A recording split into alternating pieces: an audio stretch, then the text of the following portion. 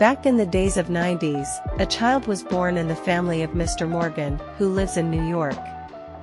The happiness in the family was at its peak, as they lost their hope for a child after 11 years of their marriage, but they finally received it in the being of Christie. Christie was healthy, and a very joyful child. She was getting a lot of love from her parents, as she was their only child. Mr. and Mrs. Morgan were financially tough, so they never let their child be out of her choice. The layout of the Morgans' house was a bit strange.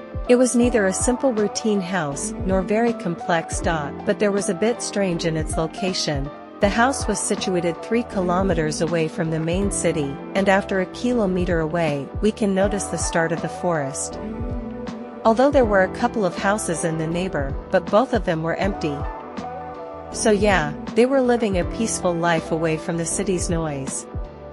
As the time passes, the day came when Christie gets admitted to a very renowned school of the city.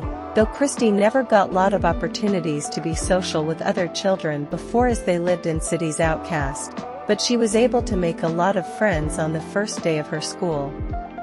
To be specific, let's come back to Morgans. As they were financially stabilized, what did they actually do?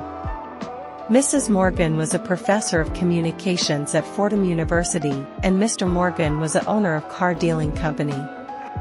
During the first 5 years of Christie's life, her parents were so involved with her, and used to spend a lot of time playing and having fun with her. But as the time passes, both parents were engaged a lot in their job. They were not even able to give half the time they used to spend with her. Christie used to be alone at home, with the maid on the school holidays. She was so lonely that she started writing short stories at the small age of 8. At that time, there were dead bodies of random people were found at random places in the city. Every civilian were so terrified with the news. The main concern was that the culprit doesn't even leave a mark of evidence which can help the officers in carrying the case further for the proceedings.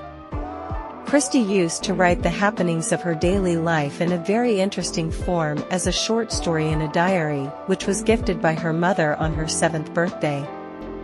Time passes and Christie was no more feeling alone due to her habit of writing her daily life in a story format.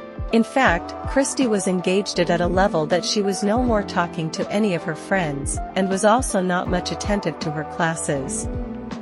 Every day Christie eagerly waits for the night to write down her experience. It's a bit strange, right? How can be a child so engaged in writing her daily life that she just forgets or wants to ignore the other happenings going around her? Same thing was realized by Mrs. Morgan, as after a couples of years ignoring the continuous fall of her grades, she finally started looking into the daily schedule of Christie, when she realizes 5 to 6 hours of the day writing the story.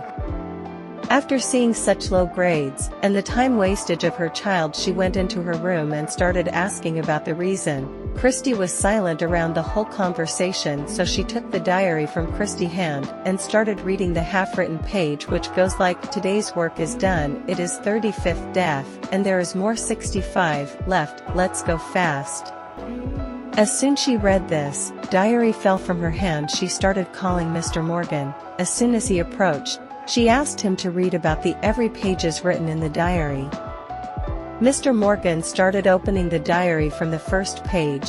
Everything was going normal. All pages had the daily life of Christie until the page comes on which was written the name of Adeline Joseph, 17-year boy missing from the last 32 days, and this page also had the word 4th death.